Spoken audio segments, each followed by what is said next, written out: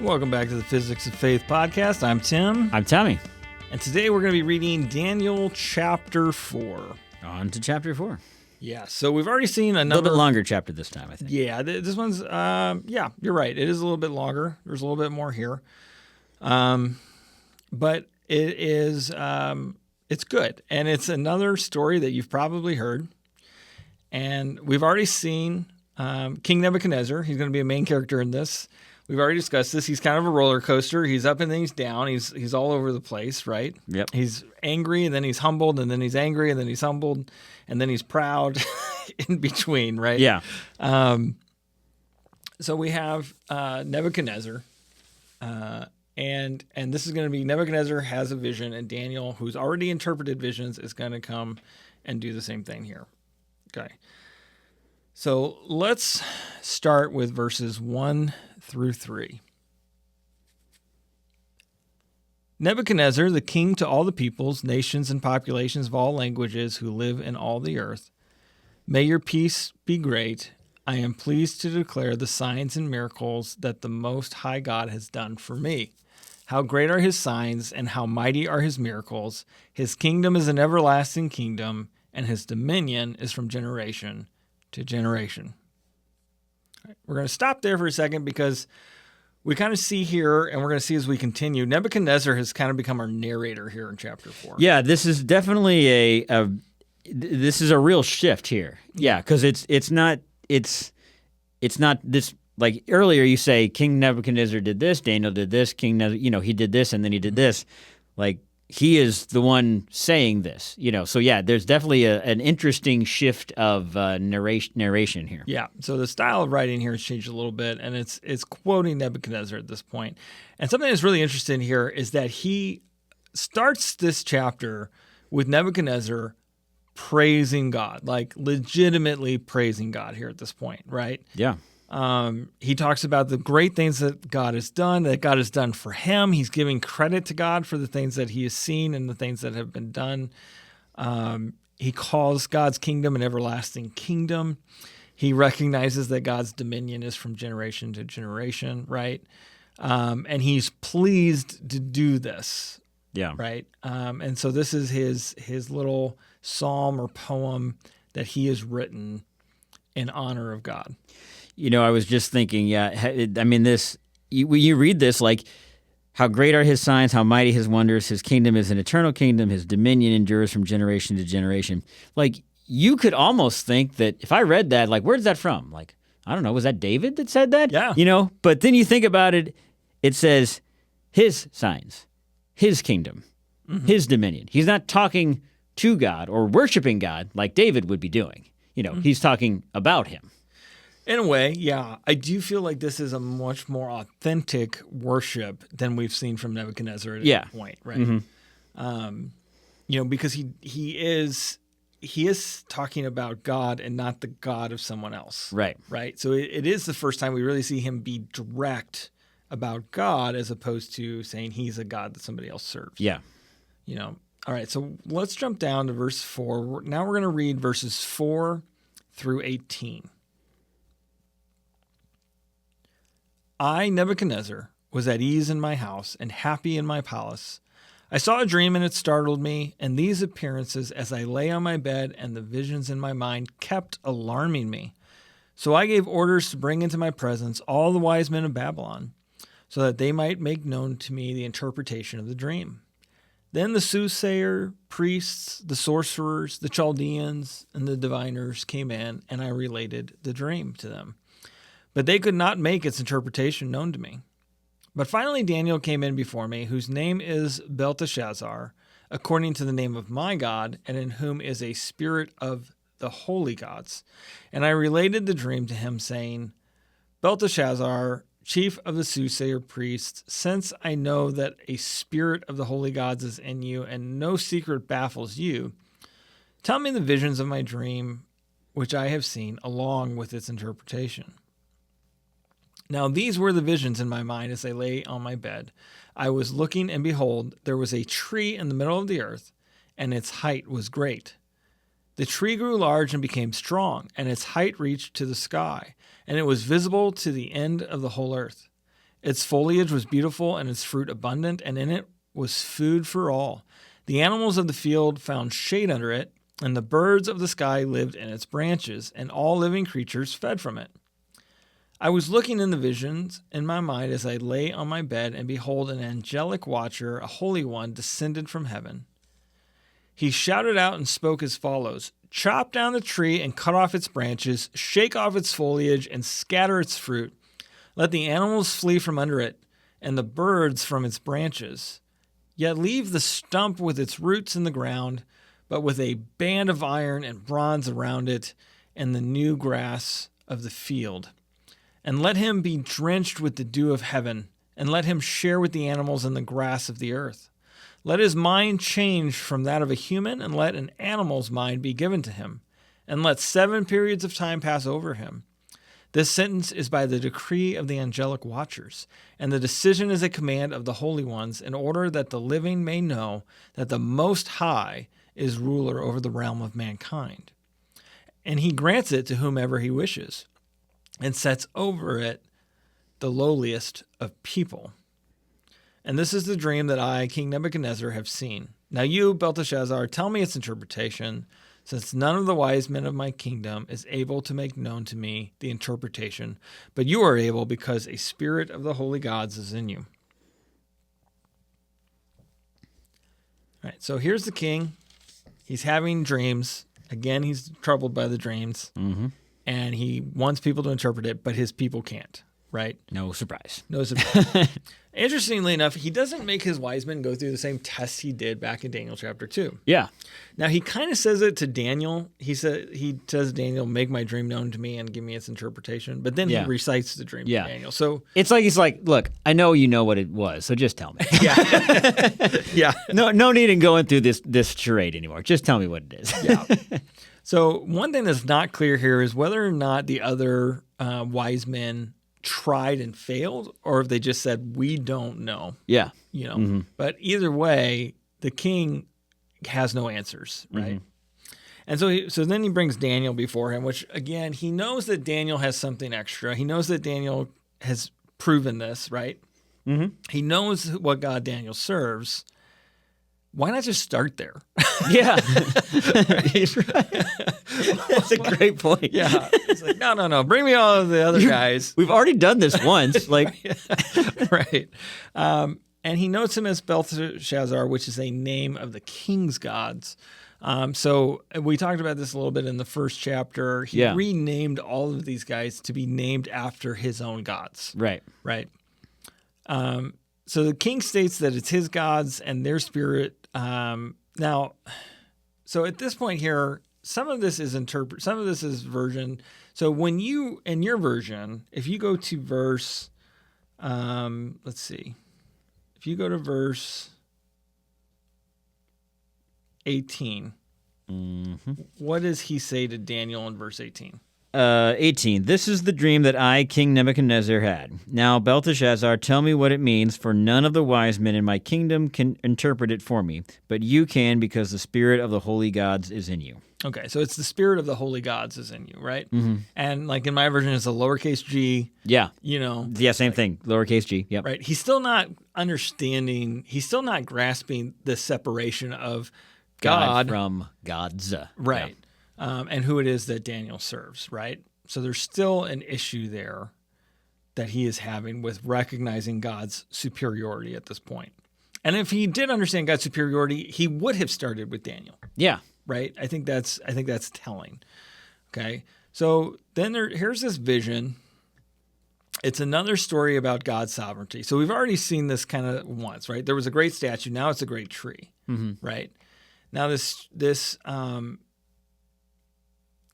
tree and kind of what it's representing is Babylon, right? But what we're dealing with is Nebuchadnezzar's pride, right? And there's even elements of this tree that are good, right?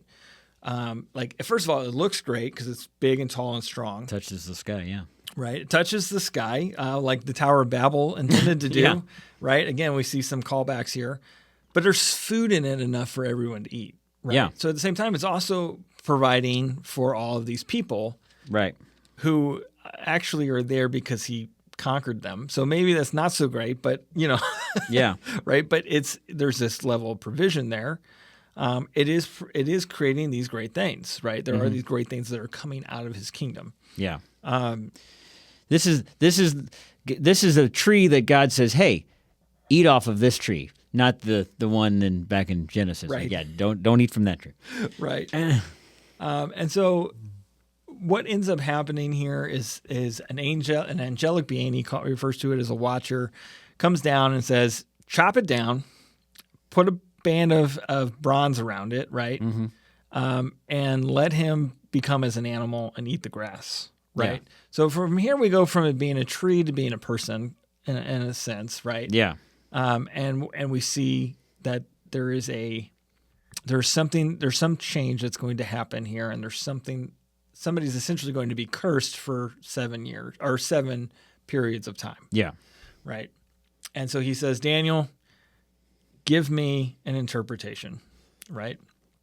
Now, something also interesting before we go into the interpretation, in verse 17, we also see that this angel declares why this is going to happen. So this part doesn't even need to be interpreted. Yeah. This is going to happen so that you know that God is the ruler over all of mankind. Yeah. And he grants it to whomever he wishes, and he sets over it the lowliest of people. I think that's really interesting too, because one of the issues we're dealing with here is Nebuchadnezzar's pride. Yeah. Nebuchadnezzar thinks he's a great man, right? Now, Daniel has already told him, you're the king because God has appointed you to be king. Right. And here the angel says, I appoint the lowly. Yeah. That's interesting, right? This is something to be said that, like, the king needs to recognize that he is lowly, but instead he's arrogant. Yeah. Right. And then this is also a call to what is to come. Yeah. Jesus does not ride in on the horse; he rides in on the donkey. Right. Right. He comes in lowly. Right. Okay. So we can jump down now to verses 19 through 27, and we're going to read Daniel's interpretation. Then Daniel, whose name is Belteshazzar, was appalled, and for a while as his thoughts alarmed him. The king responded and said, Belteshazzar, do not let the dream or its interpretation alarm you. Belteshazzar replied, My lord, if only the dream applied to those who hate you and its interpretation to your adversaries. The tree that you saw, which became large and grew strong, whose height reached to the sky and was visible to all the earth, and whose foliage was beautiful and its fruit abundant, and in it which was food for all, under which the animals of the field lived, and in whose branches the birds of the sky settled. It is you, O king, for you have become great and grown strong, and your majesty has become great and reached to the sky, and your dominion to the end of the earth.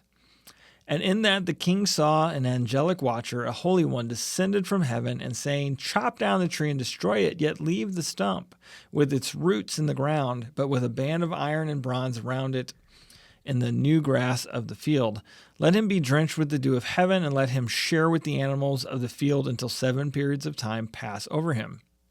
This is the interpretation, O king, and this is the decree of the Most High, which has come upon my lord the king, that you be driven away from mankind, and your dwelling place be with the animals of the field, and you be given grass to eat like cattle, and be drenched with the dew of heaven.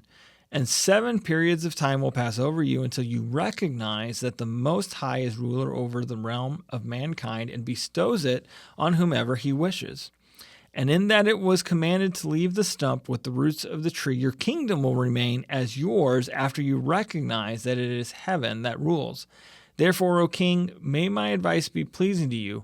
Wipe away your sin by doing righteousness and your wrongdoings by showing mercy to the poor, in case there may be a prolonging of your prosperity. So we start here. Daniel hears the dream, and he's alarmed. And he immediately, and the king is like, don't be alarmed, Daniel. Yeah. Right? The king is so noble in this moment. And then I'm reminded, as Daniel is giving flattery to the king, I'm reminded that Nebuchadnezzar is still our narrator. Yeah. Yeah. And I wonder how reliable he is at this point about this. But Daniel speaks very carefully to the king or I should say with care and concern. Yeah. Right. And so Daniel is serving King Nebuchadnezzar. Right. I think this is an interesting thing. I think we struggle a lot today with who do you serve, right? And I think what we see in the book of Daniel, when we go from Daniel and how he handles what he has to eat, and then how Shadrach, Meshach, and Abednego handle the fiery furnace, how he now handles this vision, and then how he'll handle like the lion's den later. Right. There are times like Daniel knows his place is to serve Babylon. Yeah. God has put him there to do that, right? And so he has to serve under this king, but there are lines that they won't cross. Yeah. That doesn't mean he doesn't care for the king, even though the king continues to ask him to cross the line. Right. Right? Does that make sense? Yeah. I mean, it's similar today in that, God calls us to obey our earthly rulers and to, pay our taxes and to do all of those things, follow the laws that are put forth, but not over what God has commanded us to do. We are still, he wants us to be, and this is a phrase we often use, and I've often used it, especially when we talk about John, in the world, but not of the world, and again, those words themselves are not in the Bible. I just want to make sure make that's clear, but that message is, we are called to be in, among the people, sharing the good news, sharing the gospel, serving people that talked bad about us. Even Jesus, as he hung on the cross, as he died, was saying, Lord, forgive them, for they don't know what they do. Yeah. And it's interesting that this isn't just a New Testament thing. This was happening back in the Old Testament too. Yeah, absolutely. Now, even though Daniel appears to have care for the king, he doesn't lie to the king. Yeah. He doesn't placate the king. He doesn't tell him that everything's okay and that he's doing a good job and that God accepts him just as he is. Yeah. He tells him the truth of what he's seen, right? He tells him the truth in love. Yeah, well, and it's interesting that it was greatly, so my version says, was greatly perplexed for a time, and his thoughts terrified him. He's like, oh, man, that's big. Yeah, this is a big deal, right?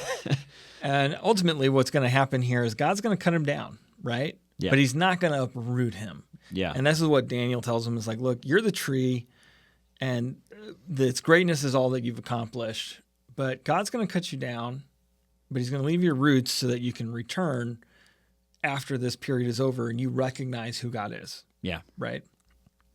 So what he tells him is that he's going to behave as a wild animal, which is to say that he's going to be out of his mind. But he will eventually be restored. And Daniel even recommends, hey, maybe change some of your behaviors, do some things, do some righteous things, show mercy to the poor, do something that might prolong your prosperity so that this doesn't have to happen to you. Maybe there's time to repent. Yeah, is basically what he's saying, right? Mm-hmm.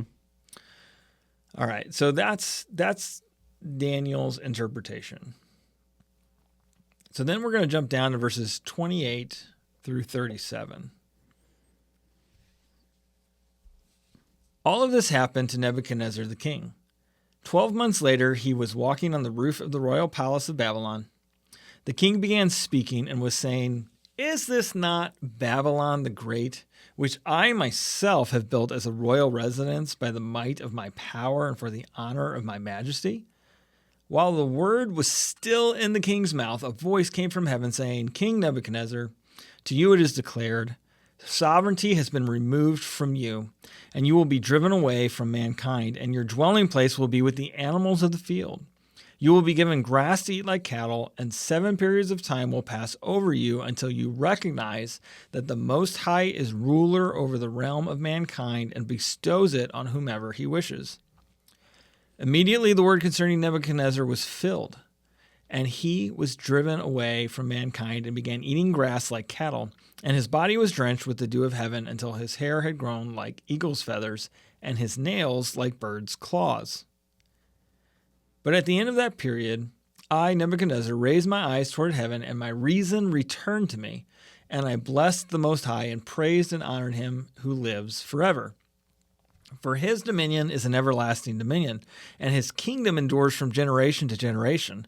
All the inhabitants of the earth are of no account, but he does according to his will among the army of heaven and among the inhabitants of earth, and no one can fend off his hand or say to him, "What have you done?" But excuse me, at that time, my reason returned to me, and my majesty and splendor were restored to me, for the honor of my kingdom and my state counselors and my nobles began seeking me out. So I was reestablished in my sovereignty, and surpassing greatness was added to me. Now I, Nebuchadnezzar, praise, exalt, and honor the King of heaven, for all his works are true, and his ways all his ways just, and he is able to humble those who walk in pride. Well, there you go. Yes, there it is, right? Yeah, I love the verse 29. All this happened. Yeah. All that happened to him. Yeah. So it's about 12 months later, so maybe he's forgotten. Maybe he's just not thinking about it, but he's, because nothing's happened, he's just kind of continuing in his own way. Yeah. He's walking along and he's looking at everything and he's like, man, I'm amazing. Look at everything I've done. Yeah, which kind of similar to Daniel. So I think here's if you're a king, don't walk on the roof of your palace. Right. It's David. Yeah, David. What did I say? Daniel. Yeah.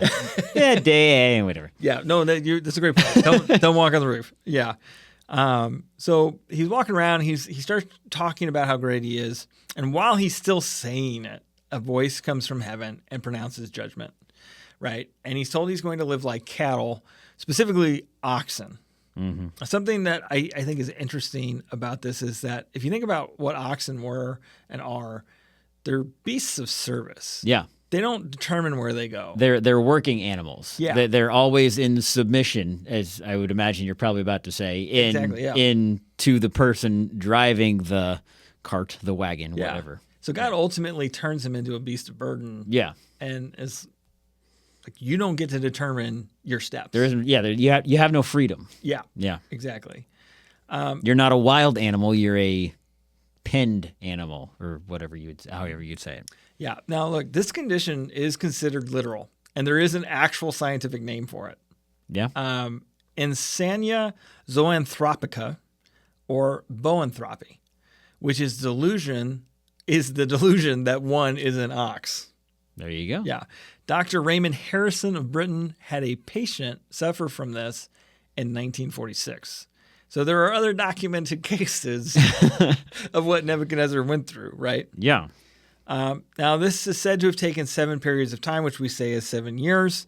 Historically, there is no record of the king's activity between the years 582 and 575 BC. Oh, there you go. Right.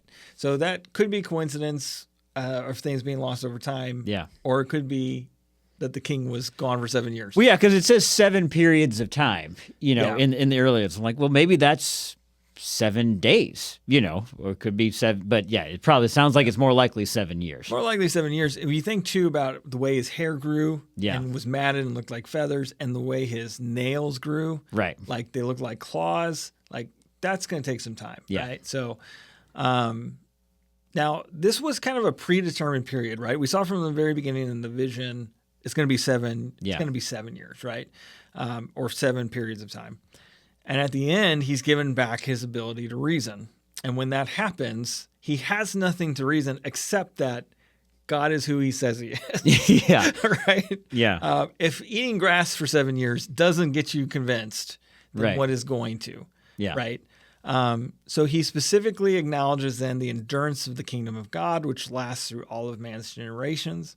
He recognizes God has all dominion and it's an everlasting dominion. And he recognizes that he has personally been humbled and that God does this to those who deal with pride or who are prideful, right? So the king really, I think we see really the first and maybe only time the king authentically worships God. For sure. Right? Yeah. Yeah, when you read this, it reads with humility here. Yeah. Yeah, even the thing he talks about things being, sovereignty and surpassing greatness. He says it is added to him, right? Which is kind of how we talk about what God does, right? If you read through the scriptures, God adds these things, right, to you. Mm-hmm. He didn't claim them; they were given to them. Given to him. He recognizes that this was God's work, for sure, right? So that is chapter 4 of Daniel.